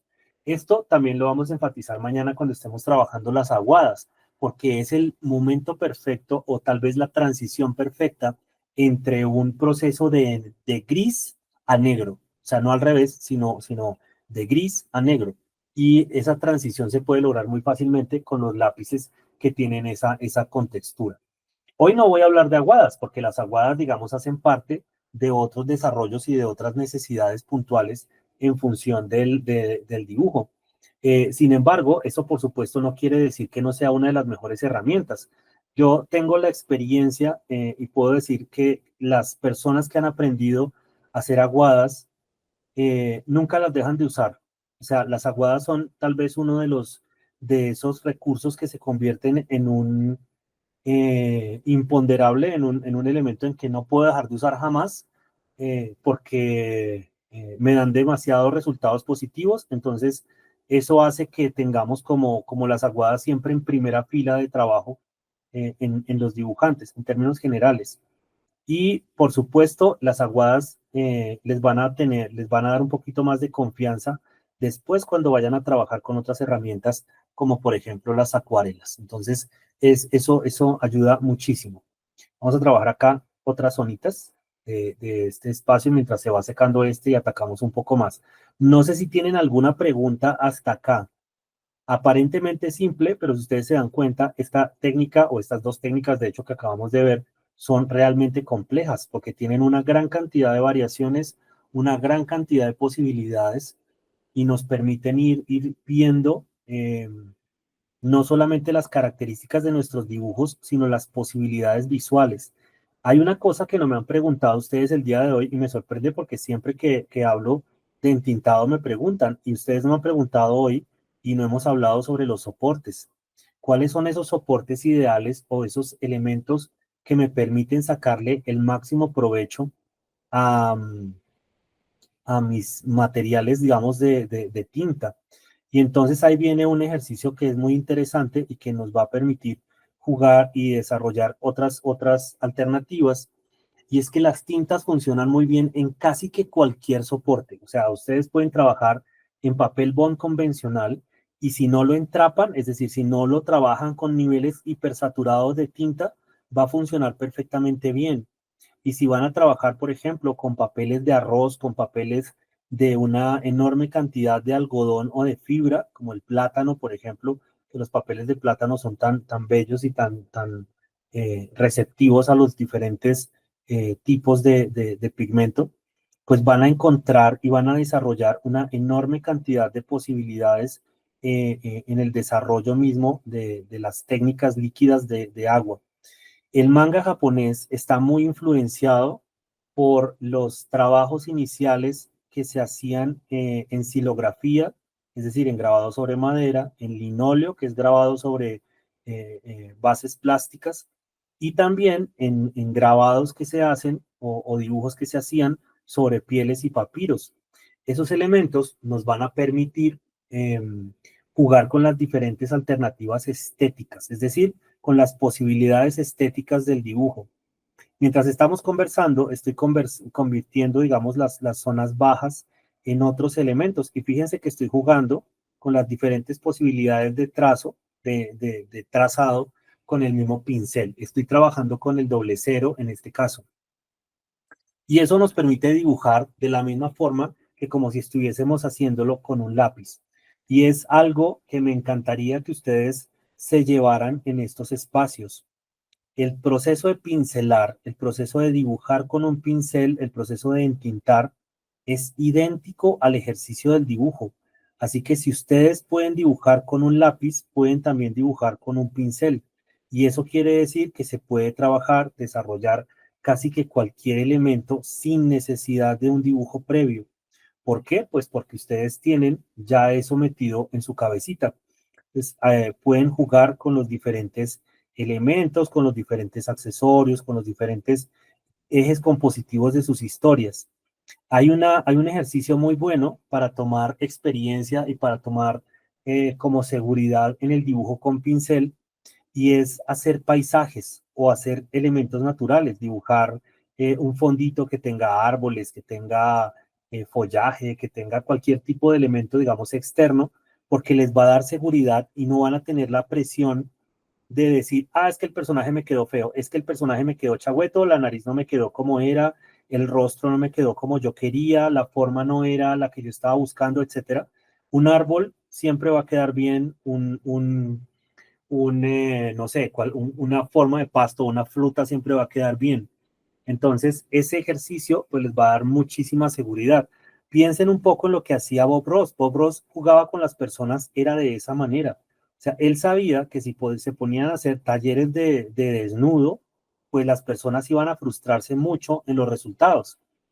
Por eso empezó a trabajar siempre con elementos que fuesen un poquito menos presionantes para las personas. Entonces encontró que el mejor ejercicio era trabajar paisajes y entonces esos paisajes los convirtió en una fórmula y esa fórmula que pudo haber sido tranquilamente un ejercicio de dibujo anatómico de caballos o de perros o de payasos o de lo que sea, pues se convierte en un modelo que se explotó muchísimo. Esto que estamos haciendo acá es básicamente eso, es encontrar la forma de ir dibujando, de ir desarrollando los personajes a partir de la nada inicialmente y esa nada luego ir convirtiéndola en un elemento visual. Esto que estoy haciendo acá, insisto, es muy válido siempre y cuando ustedes tengan el control de su desarrollo. Y es totalmente inválido, por ejemplo, en la obra de alguien. ¿A qué me refiero con que es inválido? Bueno, pues porque si es el trabajo de un guión, es el trabajo de algo que está preestablecido, que tiene un desarrollo, una investigación fuerte, pues ustedes no pueden llegar atrevidamente a improvisar una estructura o un personaje de la nada, pues porque no tiene ningún sentido. O sea, tiene que trabajarse de acuerdo al guión y de acuerdo a la estructura. Yo les decía al principio que este tiene un poquito de trampa porque son personajes que llevo dibujando algún tiempo. Entonces, de alguna manera, ya tengo la familiaridad con su forma. Sin embargo, pues eso no quiere decir que no tengamos que tener cuidado en el desarrollo de cada uno de los elementos. El pincelado, insisto, nos permite generar el desarrollo general del personaje. Estas ilustraciones, por supuesto, que no íbamos a alcanzar a hacer una completa al menos, pero parece que sí, nos permiten desarrollar entonces el ejercicio de la pincelada, el concepto de claroscuro o de positivo y negativo, como quieran ustedes nombrar el concepto, digamos, de la ausencia de color en algunas zonas y de color muy saturado en otras. Fíjense que el pincel nos permite hacer trazos muy sutiles, unos trazos más fuertes en otros lugares, etcétera. Entonces vamos a continuar acá, que falta un pedacito de la parte de iluminaciones y sombras acá atrás. Entonces pensemos que viene por aquí y jugamos con los planos. El contraste, importante, la solución de sombras, importante, la solución de espacios, importante. Más adelante, el siguiente seminario, como les decía, les va a encantar porque es algo que me han pedido muchísimo, que es el ejercicio de los escenarios y los contextos. Entonces lo vamos a trabajar de una manera muy, muy interesante. Espero que les ayude mucho en la parte técnica. Bueno, desde acá creo que ya se ha secado un poquito. Tengo una manito arriba. Dime. Hola, profe, buenas noches. ¿Cómo estás? Bien, muchas gracias. ¿Usted cómo está? Bien, bien, bien. Cuéntamelo todo. Me alegra. Profe, una consulta. Es que, bueno, son como que dos en una. En cuanto a lo que habías mencionado de los papeles, que, pues, ¿cuál sería como la importancia en, por decirlo así, como en una escala de cuál sería como el mejor papel para poder lograr como mejores acabados? Y una segunda pregunta sobre esta misma es, digamos, la tinta cuando se aplica, según el papel, ¿cuánto dura en secar para no cometer de pronto un Uy, error? me Si me encantan pueden- las dos preguntas porque todas tienen una respuesta diferente. ¿Tú en qué país estás? En Colombia. Ok. Nosotros, a diferencia de los otros países que nos acompañan siempre, que son Argentina, Ecuador, México, Paraguay, Uruguay, tenemos una muy mala suerte y es que en Colombia tenemos muy poca variedad de papeles enfocados en las artes. Y los nombres que tenemos nosotros pasa un poco cuando a los españoles les da por nombrar a las películas, les han cambiado mucho el nombre con el que se conocen en otros lugares. Nosotros, y eso ya va para el resto de sitios, siempre recomendamos que se utilicen cartulinas Bristol, porque Bristol es tal vez una de las mejores marcas que hay para el desarrollo de las artes. Sin embargo, voy a hacer esa salvedad solo para Colombia. En Colombia, ese nombre está registrado a nombre de una empresa que hace o manufactura papeles de muy baja calidad.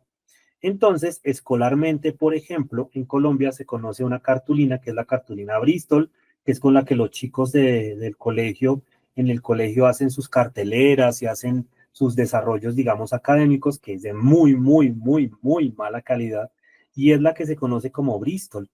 Sin embargo, la cartulina Bristol en el resto del planeta es uno de los mejores papeles que hay.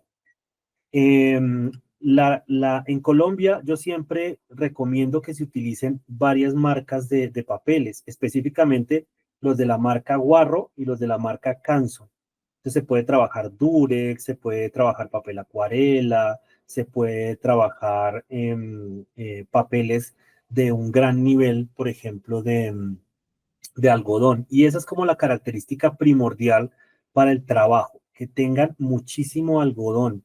Entonces ya aparecen otras marcas que son más conocidas en otros lugares, como Canson, como Fabriano, que son buenísimas y que nos van a permitir tener una enorme respuesta frente al pigmento. En cuanto a las tintas, ¿cuánto tiempo dura una tinta antes de secarse? Eso depende de la marca. Las tintas para rapidógrafo son mucho más volátiles, es decir, se volatilizan mucho más rápido que las tintas escolares. Entonces, esas tintas se demoran o se secan casi que al contacto. En este caso, estoy utilizando precisamente esas tintas para este ejercicio. Estoy trabajando una tinta negra de marca Staedtler, que es para rapidógrafo, y que específicamente tiene un tiempo de secado muy, muy corto, que ayuda muchísimo, digamos, al desarrollo digamos, de la sesión. Las tintas escolares tienen el problema, básicamente, que el aglutinante que utilizan normalmente es goma arábiga. Entonces, la goma arábiga hace que sea un poquito más tardadito el ejercicio del secado. Y eso también afecta la tonalidad. Las buenas tintas son muy oscuras. Yo les recomiendo, los que tengan la posibilidad, que utilicen tintas para la caligrafía japonesa. Son baratísimas. O sea, un litro de tinta de caligrafía japonesa cuesta, no sé, $20, $16. Y les va a durar 2 años. Un litro es una cosa gigantesca y es algo que no se va a secar y son buenísimas. Hay una tinta china que viene seca, que viene como una piedrita, como una pastilla, que funciona igual que las acuarelas, que uno la va humedeciendo y la va utilizando. Son preciosas y además son ultra resistentes y el color negro es muy bello. Entonces, esas tintas también van a funcionar muy bien en tiempos de secado. Las tintas que yo no recomiendo son las tintas que se utilizan para plumas fuente, porque normalmente manchan y porque se demoran una eternidad completa en secar y no hay nada más aburridor que tener que esperar a que se seque un trabajo para poder continuar o avanzar en él. Entonces, el tiempo de secado también tiene mucho que ver con el papel. Mientras más algodón tenga su papel, más rápido va a secar el pigmento sobre el papel. Entonces, eso es así muy, muy importante.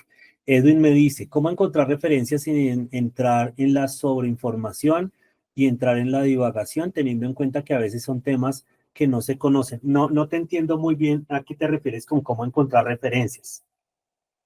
Si quieres, abres el micrófono.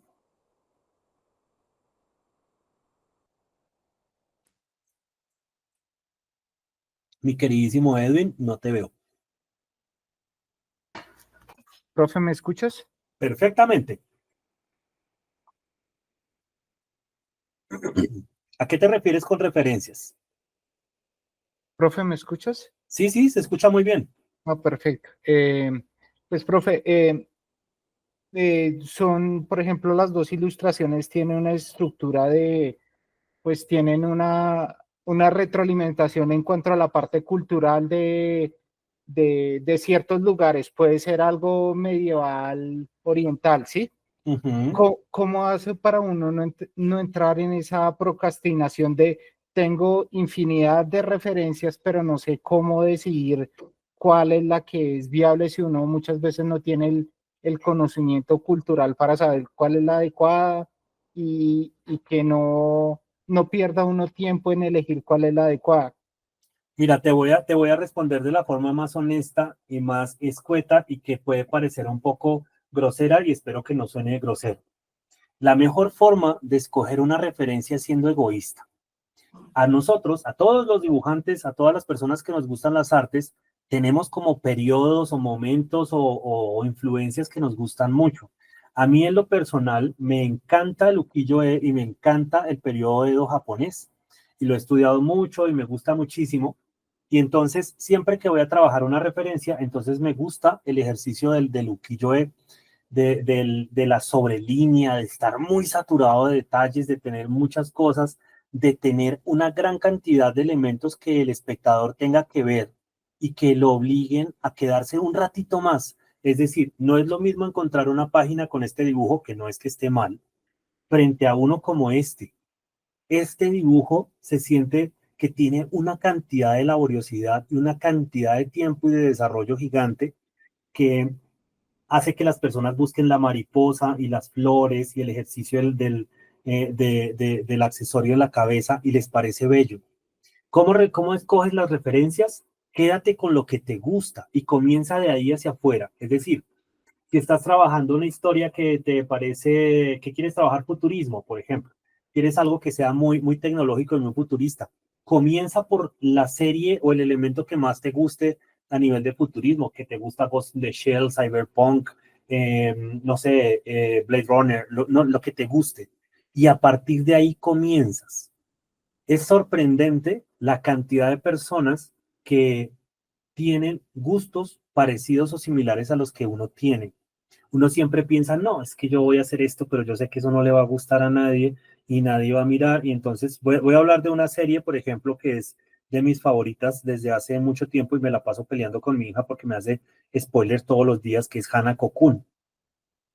Esa serie a mí me encanta porque me enamoré en el buen sentido del artista que lo desarrolla, porque me parece tal vez uno de los mejores pintores que he visto en mi vida. O sea, el trabajo de color de Hanako-kun es una cosa simplemente del otro mundo. Entonces, comienza por ahí. Si a ti te gusta un artista por su color, por su forma, o te gusta un periodo específico porque, no sé, te gustó el medioevo irlandés, entonces utilizaban armaduras mezcladas con faldones, con espadas del mismo tamaño del cuerpo. De hecho, de ahí se basa el artista que dibuja Zelda, por ejemplo, que le encanta ese esquema y de ahí nacen esas indicaciones de las espadas gigantes, de las espadas así súper inmensas, destructoras de Final Fantasy.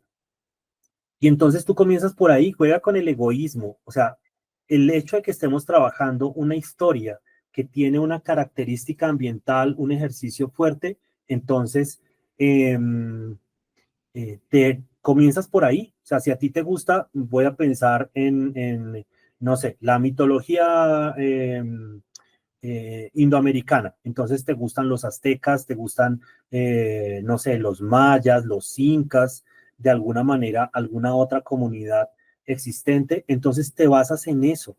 No dejes que el común o lo que aparentemente piensa la gente sea el indicador de tus referentes. Porque desgraciadamente cuando hacemos eso terminamos haciendo lo mismo que hace Raimundo y todo el mundo. Entonces no es tan chévere y no es tan entretenido. Una de las cosas que he aprendido con los años es que el ejercicio de las influencias tiene que ser tan egoísta como el ejercicio de las técnicas. Yo conozco afortunadamente muchas técnicas, pero siempre utilizo dos únicamente, tanto para dibujar como para entintar, porque son las que me satisfacen, las que me hacen sentir tranquilo, las que me hacen pensar que mi trabajo está quedando bien y las que estéticamente me gustan mucho. Yo tengo otra influencia gigante, y estoy hablando ya a nivel personal, que es el Art Nouveau. Me fascina el Art Nouveau y tengo una fijación casi que enfermiza con el estudio del Art Nouveau. Y eso hace que me guste mucho el artesonado, las composiciones, la composición áurea, los elementos, digamos, visuales en función de esos esquemas. Y entonces, con base en eso, construyo algunos elementos de la mayoría de mi trabajo. Desgraciadamente, desde hace como 10 años más o menos, y hace unos cortos meses, trabajo para otra. Las editoriales para las que trabajo imponen muchas cosas. Entonces, esos gustos que uno tiene a veces no siempre los puede desarrollar de forma constante. Sin embargo, para tu trabajo personal, siempre deja que las influencias sean lo más egoístas posibles. O sea, si te gusta, insisto, un elemento, trabaja ese elemento. Y ese elemento puede ser un ejercicio cultural, puede ser un ejercicio tecnológico, puede ser un elemento de un artista, no sé, de lo que tú consideres. Fíjense que a medida que vamos conversando, cambié de herramienta y entonces empecé a trabajar con nuestra plumita. Y entonces con esa plumita, fíjense que estoy dando los terminados, los procesos terminados de este dibujo que era de masa. Y si se dan cuenta, los tonos, las características del tono de la plumita no tienen ninguna diferencia con el proceso que estoy haciendo de tinta china negra. Insisto, siempre tienen que tener en cuenta que estos trazos que estoy haciendo con esta plumita, con el tiempo se van a volver azules. Así que este proceso se debe digitalizar, se debe finalizar ya digitalmente para que pueda tener su proceso de impresión normal y entonces tendremos un ejercicio diferencial. Me pregunta Kevin, ¿la tinta china en barra se puede utilizar con plumilla? No. No, porque si tú diluyes la tinta en barra y luego haces un proceso de inmersión, mientras estás cargando y retirando, se va a bajar la tinta y va a quedar la parte de arriba con agua, la parte de abajo con tinta. Entonces, normalmente no te va a funcionar. Te va a quedar como si estuvieras entintando con una aguada. Entonces, no va a funcionar mucho. El proceso no va a ser, digamos, muy agradable, salvo que estés buscando un trabajo que te quede como manchadito, como no tan regular en cuanto a línea. ¿Qué utilicé aquí para los achurados? Los mismos ejercicios que estábamos hablando. Fíjense que solamente estoy utilizando líneas rectas, líneas trabajadas a partir de la horizontalidad o la verticalidad, y ahora vamos a vincular estos aspectos. Entonces, nuevamente, con el movimiento de vaivén, lo que voy a hacer es generar un trazo, un segundo trazo de vinculación que ya habíamos hecho con el rapidógrafo sobre la tinta negra. Yo sé que ustedes van a ver en 1000 videos y en 1000 espacios que la gente diga, no, eso no se debe hacer, es una cosa totalmente antiprofesional. Bueno, no sé qué van a decir. Esto es lo que se utiliza normalmente y lo sé porque lo he visto utilizar por los mejores dibujantes del mundo cuando están terminando sus trabajos. Y si no lo hacen con estos esferos, por ejemplo, estas plumitas Bic en los Estados Unidos son muy difíciles de conseguir, pero Papermate no. Entonces se utilizan los bolígrafos Papermate o si no, los bolígrafos que son de marca Uni. Es un bolígrafo negro, una plumita negra convencional, y con eso es que hacemos los finalizados rápidamente. Mañana vamos a ver unas técnicas que son muy interesantes, entonces vamos a mezclar técnicas secas con semihúmedas, con estampados, con horadaciones, etc. En el caso de este dibujo, antes de irme por acá, lo mismo que hicimos antes, pensemos que ya hubiéramos trabajado los ojos, la cabeza, bueno, todos los detalles que ya estuviera totalmente terminado, es el momento de los blancos. Siempre, siempre, siempre que ustedes estén trabajando con tinta, vamos a tener la necesidad o la imperiosa estructura de colocar algún tipo de brillos o de sacar adelante otros elementos. Entonces volvemos nuevamente con nuestro marcadorcito o pueden hacerlo con un liquid paper. A mí no me gusta el liquid paper por una razón simple y es que la punta de estos elementos es muy brusca. Esta cosa que parece una brocha que es demasiado gorda no nos permite generar un proceso, digamos, estable de trazo y además tiene otro problema gigante. El que es en líquido para pincelar sí me gusta mucho. Mañana lo vamos a usar. Pero para que funcione, tenemos que hundir muy fuerte la esfera para que comience a circular el pigmento hacia abajo y eso hace que no tengamos control del centro de la línea. El trazo siempre va a quedar muy sucio. Entonces, estos de lápiz a mí no me gustan mucho, salvo para hacer pelo cuando estoy haciendo dibujos muy grandes y cosas así. Entonces, en este caso, este que ya está terminado, cuando está totalmente seco, entonces comenzamos a hacer procesos. Por ejemplo, acá voy a hacer una costura como si tuviera un cosidito a lo largo de este punto, fíjense, y comenzamos a trabajar pequeños detalles. y queda perfecto. O sea, siempre nos va a quedar muy bien. Voy a hacer una segunda línea aquí para que se sienta esa costurita. Y entonces comenzamos a tener procesos de mucha elaboración y de muchísima limpieza. Eso mismo lo voy a hacer en las zonas en que necesite y que considere que tengo que rescatar los trazos de mi dibujo de esta forma. Y entonces van a empezar a aparecer todos los detalles nuevamente. Fíjense, el blanco se va a convertir en uno de nuestros mejores amigos y aliados siempre que estemos trabajando. Y con el blanco también hacemos achurados. También hacemos todos los procesos de recuperación de línea y de trazo y de vínculo. Así como estábamos vinculando aquí de blanco a negro y de negro a blanco, pues vamos a hacer lo mismo con nuestro bolígrafo blanco. Pues hacemos que estos achurados además se saturen de forma interior, fíjense, y comienzan a aparecer unos tracitos un poco más naturales, un poquito más interesantes y un poquito más controlados. Entonces, pueden ustedes desarrollar todos los detalles que quieran en función de su trabajo. Si no consiguen estos marcadores de color blanco, aunque creo que no son muy fáciles de conseguir, pueden trabajar en las tiendas de bricolaje y la gente que hace scratchbook y todas esas cosas se consiguen fácilmente. Y si no, trabajan con wash blanco. Ya saben que pueden trabajar con un pincel 00 o un 000 y les va a funcionar igual. Y entonces logramos este tipo de cosas. Yo sé que no es la panacea de dibujo, que no es un super dibujo, pero bueno, lo hicimos en 30 minutitos. Eso digamos que nos da una idea de qué sucedería si le dedicamos un par de horas al ejercicio del trabajo.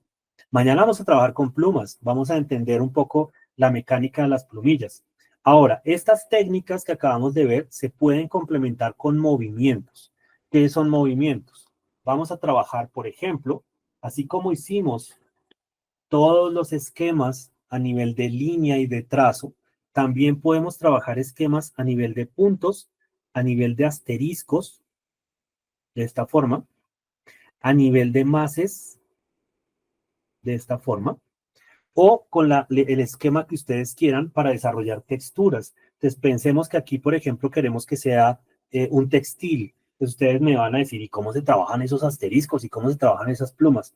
Pues tan simple como hacer el ejercicio del tramado como si estuviéramos pensando en un textil. Solamente mantenemos regularmente la separación de esa textura, fíjense, y entonces aparece un textil súper lindo y es como si hubiéramos aplicado una trama sobre el material o sobre el dibujo.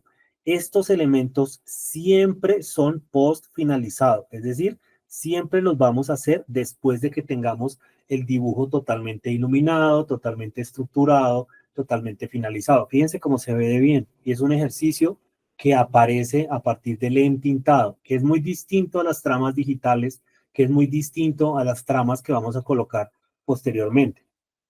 Los puntos, ¿cómo utilizamos los puntos? Bueno, cuando necesitemos hacer procesos de volumen, normalmente circulares o semicirculares, que no tengo acá, pero voy a utilizarlo en cualquier lado, entonces colocamos los puntos. Vamos a hacer, por ejemplo, esta zona, no, acá, la codera, que tenga una degradación de colores. Entonces toman la línea de la zona negra y comienzan a llevarla hacia afuera con puntos, pequeños puntitos, puntitos grandes, puntitos pequeños, que se vayan convirtiendo en una textura, fíjense.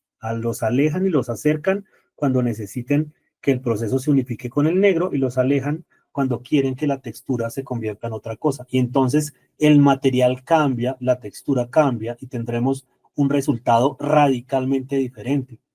Que necesitamos hacer un ejercicio de iluminación. Pensemos que nuestro personaje tiene poderes o tiene cosas así. Entonces cambiamos la textura. Eso lo voy a hacer con un pincel para que sea más rápido. Vamos a pensar, por ejemplo, que nuestro personaje, eso lo voy a hacer con el 000. Acuérdense que este escribe gordito. Entonces vamos a pensar, por ejemplo, que hay como unos glóbulos de color. Pues voy a empezar a hacer pequeños círculos alrededor de mi personaje y esos círculos los voy a mezclar con pequeños círculos adicionales, fíjense. Y voy a hacer como pequeños chichoncitos que se van a convertir en una atmósfera. Y entonces hago una esferita inicial, luego esferas pequeñas, esferas que se unan, y esto me va a generar un proceso de atmósfera bastante bueno y efectivo que voy a utilizar cuando tengo personajes que están pensando, que tienen problemas, que necesitamos establecer un vínculo entre un momento malo y una escena, entonces utilizamos un recurso como este, que es supremamente bueno. Fíjense, son solamente chichoncitos que comenzamos a hacer alrededor del personaje. Esto nos va a funcionar muy bien para generar procesos de movimiento, procesos de estabilidad, procesos, digamos, como de establecer contextos muy básicos alrededor del personaje. Esto mismo lo puedo hacer dentro del personaje y voy a conseguir otro tipo de texturas y otro tipo de líneas. Cuando se seque, con el marcador blanco, voy a generar una línea de contorno alrededor y los voy a mandar hacia afuera. Entonces, esto también nos permite generar ese tipo de estructuras. Hay casi todo tipo de efectos que se pueden lograr. Dime. Profe, una consulta ya que está hablando de este tipo de texturas. No sé si su merced se ha visto en los últimos capítulos de la última temporada de Demon Slayer cuando Musan llega donde Uyashiki, Ajá. cuando entra a la mansión, ese efecto, cuando él va caminando, el humo que va saliendo a través de él, si se hiciera en tinta, ¿cómo se representaría en este caso ese tipo de textura? Es muy difícil y eso no está en los mangas. Es decir, yo tengo toda la colección de Demon Slayer en manga y ese tipo de cosas no aparecen porque son 100% de postproducción digital. Es muy difícil hacer, es decir, todo lo que sucede en Demon Slayer a nivel de efectos es maravilloso. No por nada se ganó el año pasado el premio a la mejor serie de animación y los mejores efectos especiales. Eh, lo que pasa es que ese tipo de cosas son muy difíciles de hacer y te puedo colocar el ejemplo en todas yo creo que casi que imposibles. Y bueno, imposibles no hay nada, pero pues por lo menos muy difíciles sí para desarrollar el mismo esquema y el mismo movimiento y la ambientación y la tensión que se genera con los personajes. Pero se pueden hacer cosas, muchas cosas. Digamos, mañana vamos a trabajar un poco el esquema de los desarrollos. Te puedo colocar otro ejemplo que es Dandadan, por ejemplo. Si tú sigues el manga de Dandadan, te das cuenta que los efectos, los desarrollos visuales de la serie son, o sea, sacados de otro mundo, que no se parecen en nada a lo que sucede en el manga. El manga es igual de bello, igual de interesante, pero visualmente el Dandadan de la televisión es radicalmente distinto a lo que nosotros vemos en la estructura, digamos, visual del manga. Eso mismo sucede en Attack on Titan, por ejemplo. Eso mismo sucede en A Promised Neverland, que nosotros vemos los desarrollos de los personajes que se comen a los niños, súper radical, distinto a lo que pasa en el manga. Digamos, el manga es mucho más sutil, mucho más tierno, mucho más interesante a nivel de dibujo, mientras que la serie de animación es brutalmente, eh, no sé cómo decirlo, descarnada en ese ejercicio. En Ultraman pasa lo mismo. Entonces, el ejercicio de la visión en Jujutsu Kaisen pasa lo mismo, en Death Note pasa lo mismo. Inclusive en series que aparentemente tienen como una posibilidad distinta a nivel visual, el anime muchas veces supera las visiones estéticas. Miren lo que sucede si a ustedes les gusta, por ejemplo, Cardcaptor Sakura de los 80s comparada con la del año 2000, que la gente no le gustó mucho. Miren lo que sucede con Sailor Moon de los 70s frente al Sailor Moon del año pasado. Entonces, son cosas que cambian estéticamente muchísimo. Es muy difícil de representar. Podríamos hacer el ejercicio, por ejemplo, de buscar alternativas y hacer una proyección. Buscamos una secuencia y la representamos. Me parece un buen reto para una clase del fin de semana. Hunter x Hunter pasa exactamente lo mismo. O sea, es una cosa muy loca. Aunque esa serie a mí me descorazonó con el tiempo. La empecé con mucho ahínco y tengo que aceptar que hace ya bastante tiempo no la sigo porque se me salió el corazón por un par de cosas que sucedieron ahí en la misma historia frente al manga. Entonces me separé un poco. Bueno, dime.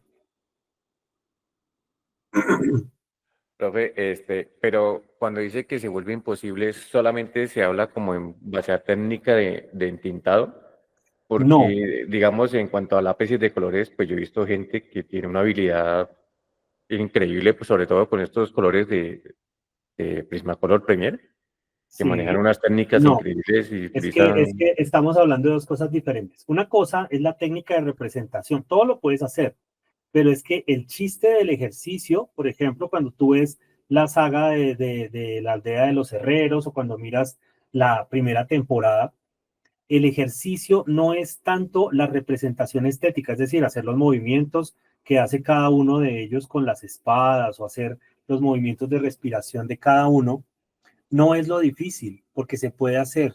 Lo difícil es generar la tensión ambiental que genera el ejercicio visual. Es decir, cuando tú comienzas a ver, eh, por ejemplo, la saga del tren, el ejercicio de tensión, el movimiento entre vagones, los desarrollos de los combates son increíbles y le generan tensión al espectador. Eso no lo logra el manga. El manga es precioso a nivel argumental, pero a nivel de tensión visual no. Entonces no se trata de hacer el ejercicio de representación, claro que lo vamos a poder hacer de alguna manera, es decir, lo que pasa es que se vuelve simplemente una ilustración.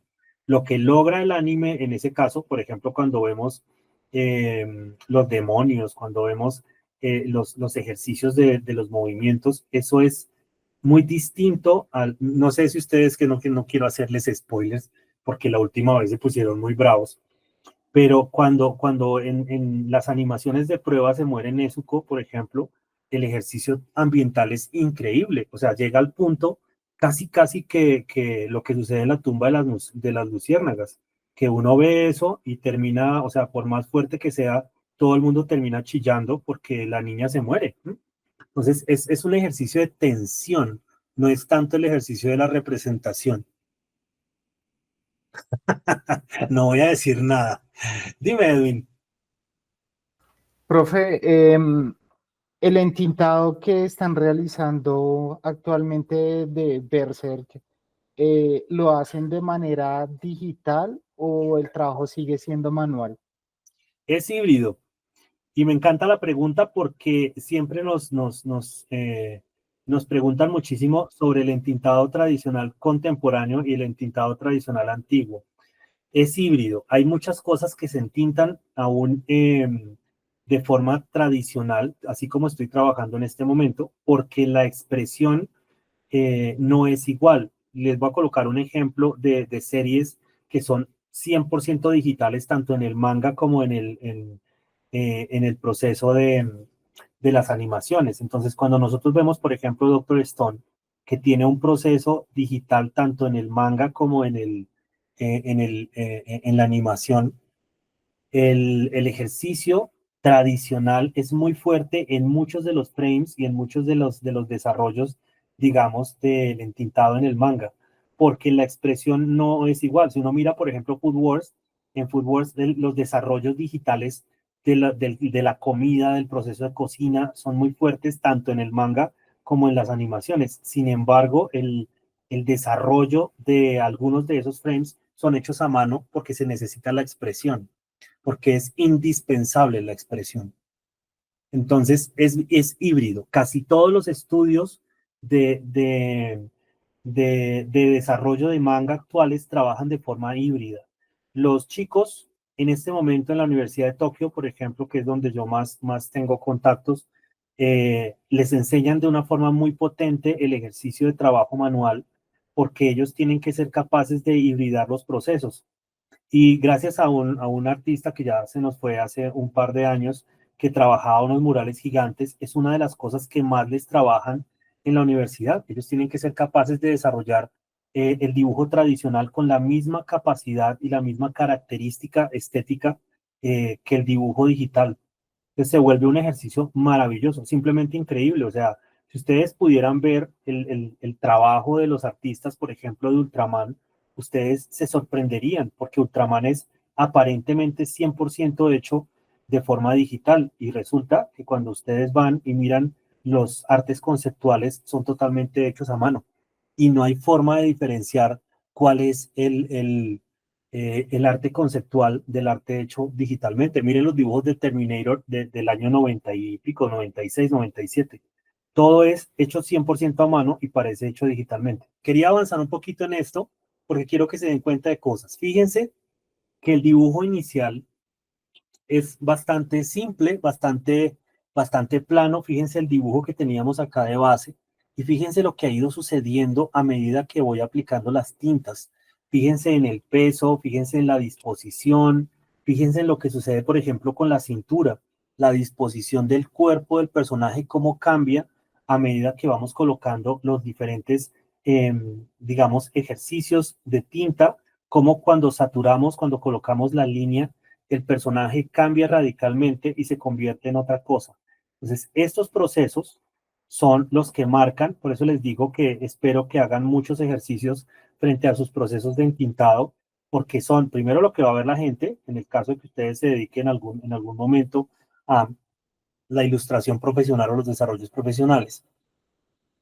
Y además a la diferenciación. Fíjense el ejercicio, más allá de que los dibujos sean buenos o malos, insisto, son solo sketches de clase que hicimos en un par de horitas y que pues podrían ser 1000 veces mejores, pero sin embargo, fíjense el ejercicio del peso. El peso visual es importante. Fíjense cómo ella se siente libre y se siente suelta, y fíjense cómo ella se siente pesada, se siente saturada, se siente que pesa literalmente el ejercicio del trabajo, de la distensión de los elementos y de la saturación o no de elementos.